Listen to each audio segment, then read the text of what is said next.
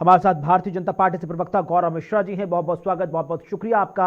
हमारे गौरव जी, सीधा सीधा सवाल है, सीधा सीधा आरोप है, ईद का दिन है, हर्षोल्लास के साथ देश के कोने में नमाज अदा की जा रही है, लेकिन अखिलेश यादव जी को इस बात की नाराजगी है कि उन्हें अपनों के साथ ईद मनाने से रोका गया। जिस अभियान में है उसको समझने की जरूरत है। अखिलेश जी पीडीए के फार्मूले पे काम कर रहे हैं। पहले पिछड़ा, दलित, ये दोनों दांव उनका उल्टा पड़ चुका है। स्वामी प्रसाद मौर्य को आगे करके जिस तरह से रामचरितमानस का अपमान कराया, जलवाया, कलंकित कराया, वो उनका दांव फेल हो गया। उसके बाद अबू आजमी को आगे करके अल्पसंख्यक समाज को अपने पक्ष में करने का प्रयास किया, वो वितंडा खड़ा हो गया। फिर उससे निकले तो दलित समाज को आगे करके राणा सांगा का अपमान कराया। इस तरीके से लगातार वो प्रयोग कर रहे हैं। और अखिलेश जी कोई सामान्य व्यक्ति नहीं है। किसी स्थान पर जाने के लिए पूर्व सूचना होती है, वो हाईली सिक्योर्ड सुरक्षा के अंतर्गत वो जाते हैं, जेट कैटेगरी के व्यक्ति हैं वो। तो मुझे लगता है कि उनको पूर्व कार्यक्रम अपना बताना चाहिए था। इस तरह से नहीं चलता है कि बचपन से जाते थे तो आज भी चले जाएंगे। अब वो देश के एक बड़े नेता हैं, उत्तर प्रदेश के विपक्ष के सबसे बड़े नेता हैं, तो कम से कम उनको अपनी सुरक्षा को ध्यान में रखना चाहिए। और जिस तरह से वो विक्टिम कार्ड खेल रहे हैं और एक मजहब विशेष के लिए खेल रहे हैं, तो वो ये साबित करना चाहते हैं कि हम ही सबसे बड़े नंबरदार हैं मुस्लिम समाज के। और उनको उनके समाज में जाने से, मुस्लिम समाज में जाने से रोका जा रहा है। ये जो विक्टिम कार्ड वो खेल रहे हैं, आप समझिए ये विशुद्ध रूप से वोट बैंक की राजनीति है। लेकिन गौरव जी, अल्पसंख्यक मुस्लिम समाज के हितैषी तो आपकी पार्टी भी रोल प्ले कर रही है। सौगात मोदी उसका जीता जागता उदाहरण है।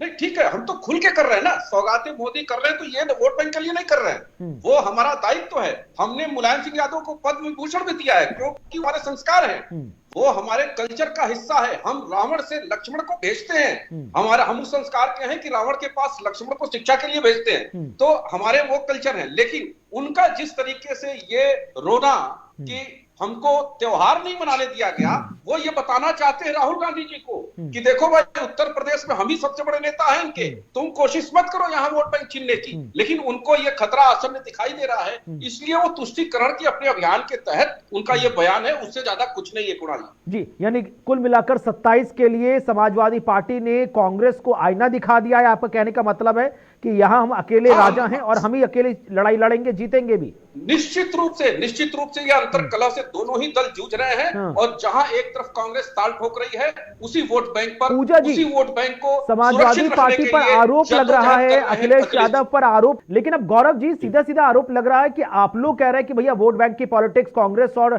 सपा कर रहे हैं। डबल स्टैंडर्ड के आरोप तो यहां पर अरुणेश जी ने आप पे भी लगा दिए कि अब आप अभी नवरात्र चल रहे हैं, जगह जगह शोभा यात्रा निकलेगी, ईद के वक्त में इस तरह की बातें निकलकर सामने आई कि भैया रमजान शुरू होने जा रहा है, मीट की दुकान बंद कर दो, मदरा की दुकान बंद कर दो, ना मीट ना मटन, सिर्फ भजन होगा, हैं।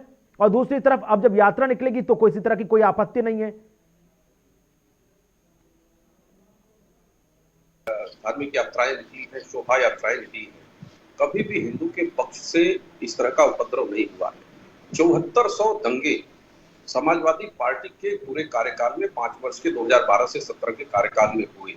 और क्या त्योहार, क्या तीज, क्या यात्राएं, कोई ऐसी नहीं थी जो प्रभावित नहीं। यहाँ तक कि कांवड़ यात्रा तो उन्होंने रोक ही दी थी, 84 कोसी परिक्रमा रोक दी, साधु संतों को जेल में डाल दिया, उन मुरादाबाद के दंगाइयों को अपने यहाँ बुला करके महिमा मंडन किया। तो उनका जो फितरत है, उन लोगों का जो तौर तरीका है, वो बहुत स्पष्ट है। वो एक समुदाय विशेष को प्रवोक करते हैं। और आप देखिए शोभा यात्राओं पर पथराव कहां से होता है, किस जगह से होता है। तो मुझे ये कहने में कोई गुरेज नहीं कि हिंदू पक्ष हमेशा से सहिष्णु रहा है, कभी भी इसमें विश्वास नहीं किया है कि तीज त्योहार में हिंसा हो।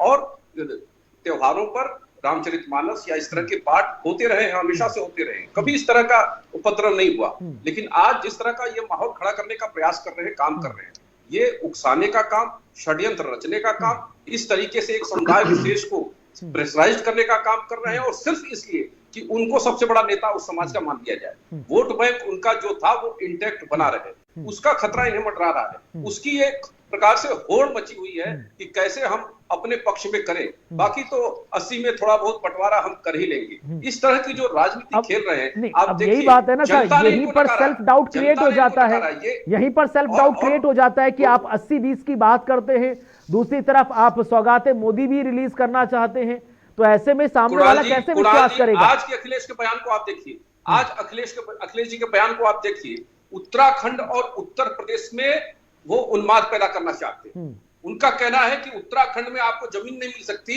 और उत्तराखंड में जाने पर वहां आपको जमीन का मालिक नहीं बनाया जाएगा, और उत्तराखंड के लोग यहां आकर के चीफ मिनिस्टर बने हुए।